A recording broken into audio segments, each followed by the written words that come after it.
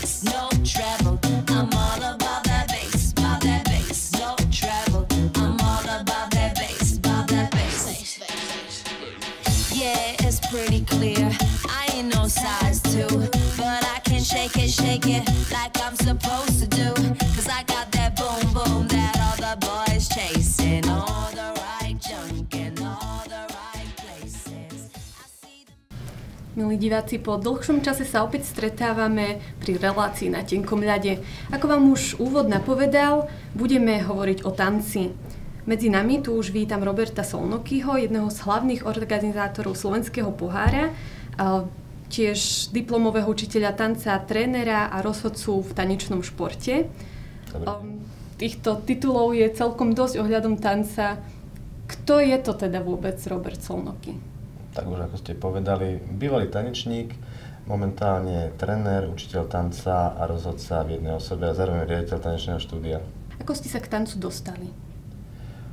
Chodil som ako vôsmak, som mal asi 14 rokov, do tanečnej, býval som vtedy vo Vrábloch a mama ma prihlásila do tanečnej. Vtedy sa to ešte povinne chodilo do týchto tanečných, no a po tanečnej ma oslovila jedna partnerka, že či by som sa nešiel na tanečnú súťaž, no a odvtedy vlastne sa venujem tanečnému športu.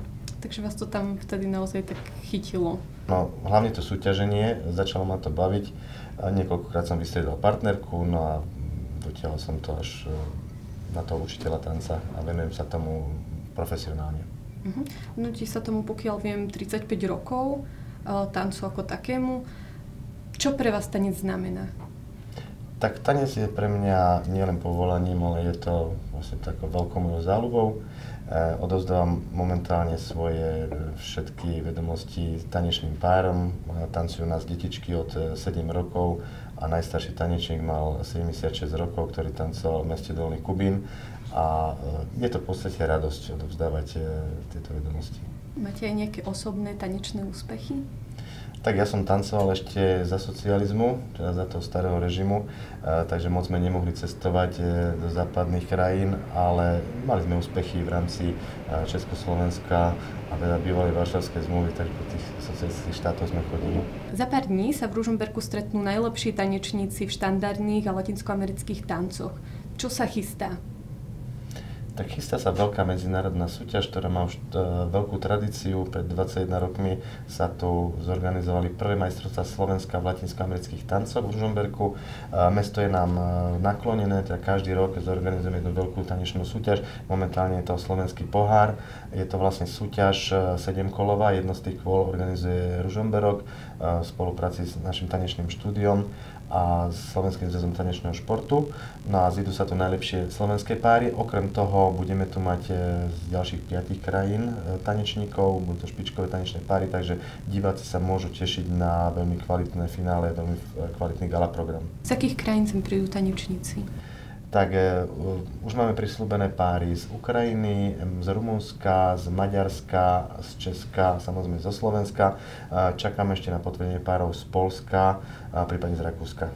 Takže je možné sa ešte prihlasovať? Určite prihlasuje sa až do 30. marca. Je to zase podľa pravidiel Slovenského zväzu tanečného športu. Kto sa môže prihlásiť? Prihlásiť sa môžu páry, ktoré sú organizované pod Svetovým tanečným zväzom.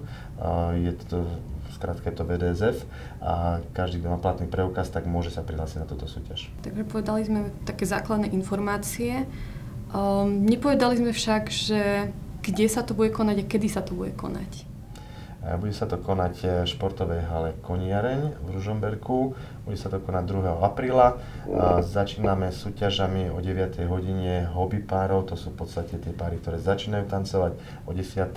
začínajú bodovacie súťaže. To sú tí pokročilejší tanečníci rôznych vekových kategórií v štandarde a latinskoamerických tancoch.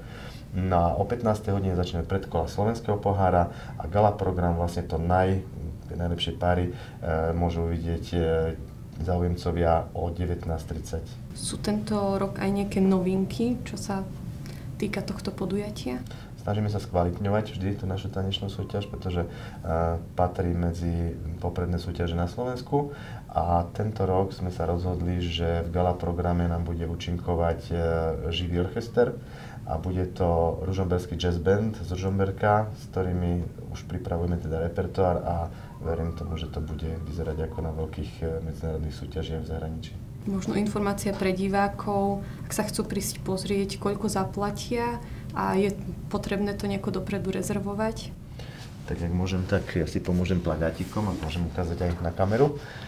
A to vstupné teda máme, deti do 140 cm je vstup voľný, deti nad 140 cm zaplatia 5 €, dospelí majú 10 €, no a potom máme ešte také špeciálne sedenie na ploche tanečnej, tam sa zaplatí 15 € a je to jedno, či prídu ráno alebo na ten gala program, je to vlastne taký celodenný vstup. Okrem toho teda, ako sme spomínali, že ste organizátorom, tak ste aj rozhodcom. Áno. Čo sa hodnotí na súťaži? Tak to hodnotenie je pre laika dosť zložité, ale hodnotia sa vlastne také základné veci, ktoré vidí aj ten bežný laik, takže je to rytmus, teda či tie páry tancujú do hudby, je to tanečné postavenie, sú to nejaké tanečné línie, je to choreografia. Máme teda niekoľko tých kritérií, podľa ktorých už skúsený rozhodca vie porovnať tie tanečné páry, pretože u nás sa rozhoduje zatiaľ porovnávacím systémom, takže keď máte 6 tanečných párov na parkete, tak ten najlepší má prvé miesto a ten najhorší má to 6. miesto, takže určite sa absolútne poradí týchto párov. Vravíte, že oplatí sa prísť na túto udalosť, na toto podujatie? Ja si myslím, že určite. Pokiaľ niekto pozeral v televízii Let's Dance a videl tam ladné pohyby, či už v tých štandardných tancoch, alebo pekné dámy v latinskoamerických tancoch, tak myslím si, že každý si príde na svoje, podľa toho žánru, ktorý tam bude. A uvidia určite diváci špičkové tanečné páry, nielen zo Slovenska, ale aj zo zahraničia. Takže ďakujem za rozhovor, budeme neskôr ešte pokračovať. By som teraz poprosila našich tanečníkov ďalší tanec.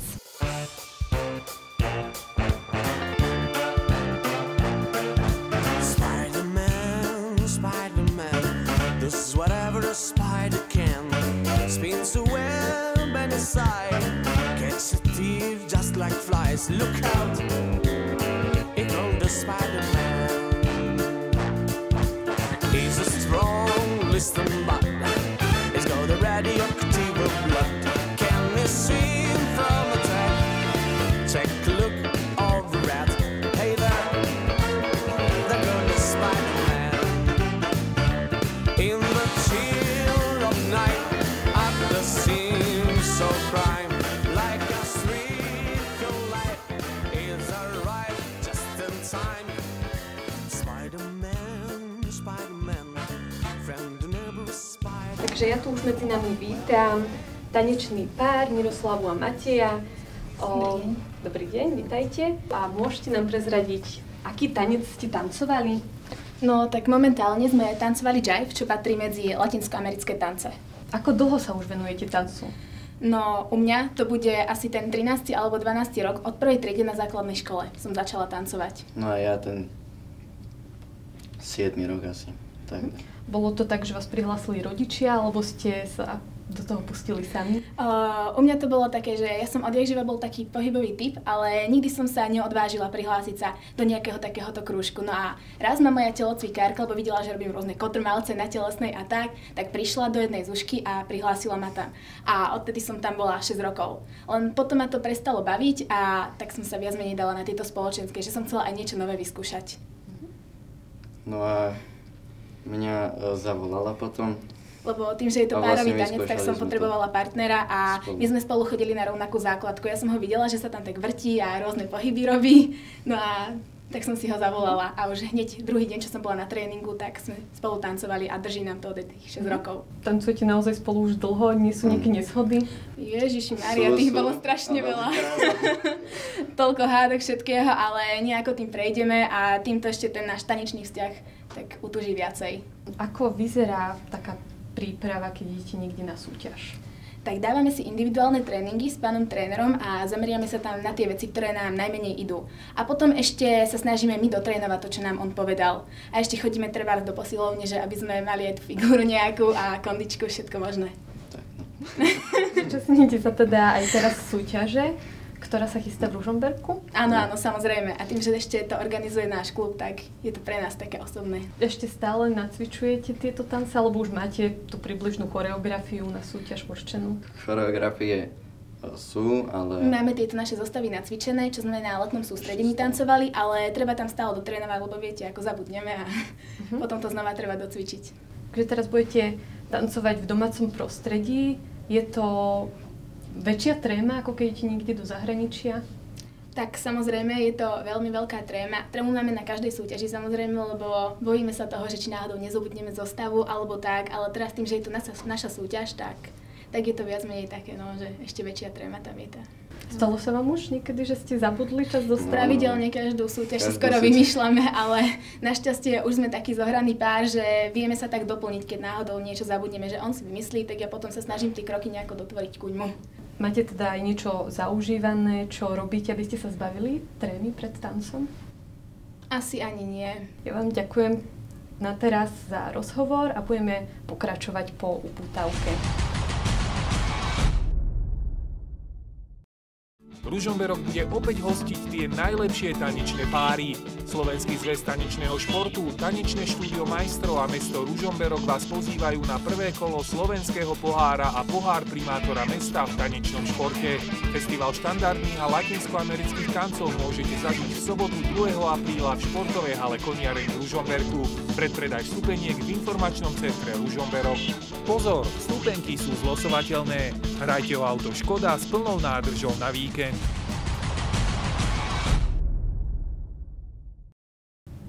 Milí diváci, videli ste upútavku na prvé kolo slovenského pohára a pohára primátora mesta.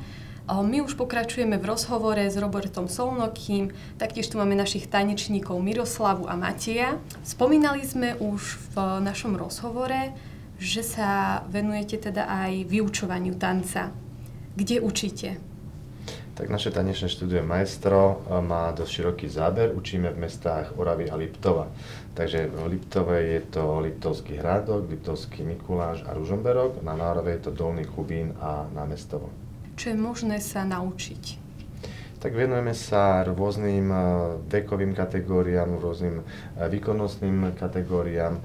Takže učíme malé detičky v prípravke, potom sú to tanečníci podobného vekového razenia, ako vidíte tu vedľa mňa. Takže venujeme sa tanečnému športu, štandardných a latinskoamerických tancoch, ale pre začiatočníkov odporúčam kurzy spoločenských tancov, pre začiatočníkov a pre pokročilých, kde vyučujeme základy štandardných latinskoamerických tancov, národno-spoločenských tancov. Naučíme sa napríklad disco v páre, čiže jedná sa o párové tance a je to vlastne určené pre tých, ktorí si chcú bežne zatancovať na svadbe, na zábave, na plese alebo na nejakom spoločenskom podujatí.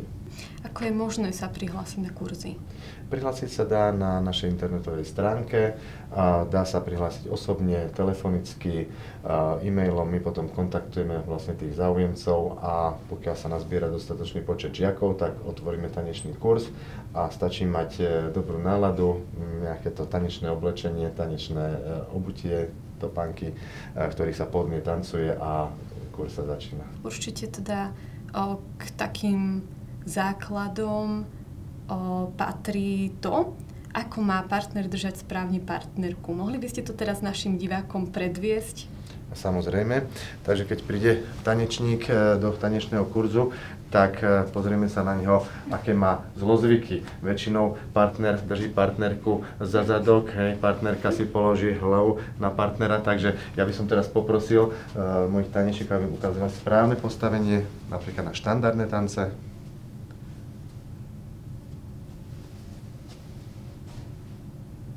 Áno, takže partner drží partnerku za lopatku, partnerka má jemne položenú ruku na ramene partnera a v ľavej ruke partner drží pravú ruku partnerky. Partnerka je jemne odklonená vľavo, partner sa pozerá dopredu, kontroluje priestor pred sebou, ona kontroluje priestor vlastne za partnerom. Takže takto môžeme začať v tom tanečnom kurze, potom pridáme nejaké základné kroky a naučíme sa v každom tanci niečo. Ďakujem. Videli sme teda, že Miroslava sa viackrát prezliekala počas tejto relácie. Ako sa kedy obliecť, na akú príležitosť, na aký tanec? Tak pokiaľ sa jedná o súťažný tanec, ja som počul takú vtipnú definíciu, že pokiaľ sa oblečete tak, ako by ste sa nikde inde neobliekli a pokiaľ budete tancovať kroky, ktoré by ste určite nikde netancovali, tak to je spoločenský tanec, ale je to samozrejme taká vtipná definícia. Pokiaľ sa týka tanečných zábav a tanečných plesov, tak je presne dané podľa spoločenského správania, ako by sme sa mali obliekať. Skutočne veľakrát vidím na tých plesoch, pretože sa pohybujeme s našimi tanečníkmi na týchto spoločenských podujatiach, že sa páni nevedia obliecť, čiže večerné oblečenie na plese black tie, čo znamená vlastne smoking, biela košela, motýlik, takže žiadny sveter, žiadne farebné obleky a zase dámy dlhá roba, to je vlastne večerná toaleta, ktorá patrí na tento ples, veľakrát vidím dámy v minisukniach alebo v kostýmoch, takže to sa určite nepatrí a neslúši. Takže v našom tanečnom kurze, pokiaľ niekto príde k nám, tak sa naučí aj spoločenské správanie. Ja odporúčam, ja som doniesol so sebou takú knižku, je to také staršie vydanie, je to moderné spoločenské správanie, je to veľmi dobre spracované, je to nemecký autor, ktorý Inge Wolfová, ktorá vlastne rozpráva o tom, ako chodíme do tanečnej, čo si obliekame na plesy, ako sa zoznamujeme a tak ďalej. Takže určite, kto sa pohybuje v spoločnosti, príde na tanečný kurz, tak táto knižka mu pomôže. Určite by mala dáma, ako aj každý správny muž, vedieť tancovať. Prečo je to dôležité? Tak sme spoločenské tvory a zoskupujeme sa, chodíme sa spolu zabávať a patrí to takému všeobecnému vzdelaniu každého mladého muža a mladej dámy, pretože napríklad po ukončení strednej školy máme stúžkovú, takže tam si zatancujeme či už s mamičkou, s oteckom, alebo stredným profesorom, alebo aj so svojou partnerkou, takže slúši sa vedieť aspoň tie základy valčíka, anglického valčíka, viedenského valčíka, polka, čača, tango a tak ďalej. Už sa vám niekedy stala taká situácia, že ste požiadali dámu o tanec a nevedela tancovať? Tak áno, stalo sa to, ale väčšinou tie dámy sú také pohyblivejšie, takže niekedy, keď ich ten partner správne vedie, tak sa im podarí niečo na tom parkete zatancovať, ale v každom prípade odporúčam dámam aj pánom, aby sa prihlásili do takého tanečného kurzu, pokiaľ neobsahovali. No a pokiaľ sa im zapáči ten tanec, tak môžu pokračovať aj ďalej. Ako sa teda môžu dozvedieť viac o kurzoch? Kde nájdú informácie? Tanečné kurzy sú na našej internetovej stránke www.tsmaestro.sk alebo do vyhľadávača si do Tanečné štúdio Maestro. Máme tam ponuku rôznych kurzov pre rôzne vekové kategórie, výkonnostné triedy, takže nech sa páči, v našom tanečnom štúdiu budú vítaní. Milí diváci, naša relácia sa v tejto chvíli blíži ku koncu. Máme však pre vás ešte jedno prekvapenie a to je možnosť zapojiť sa do súťaže o 2 lístky na prvé kolo slovenského pohára a pohára primátora mesta Ružomberok. Súťažná otázka znie, čo je v tomto ročníku nové? V tejto chvíli mi už nezostáva nič iné, len rozlúčiť sa s našimi milými hostiami, Robertom Solnokým, Miroslavou a Matejom. A taktiež vás ešte poprosím o krátku ukážku tanca. Nech sa páči.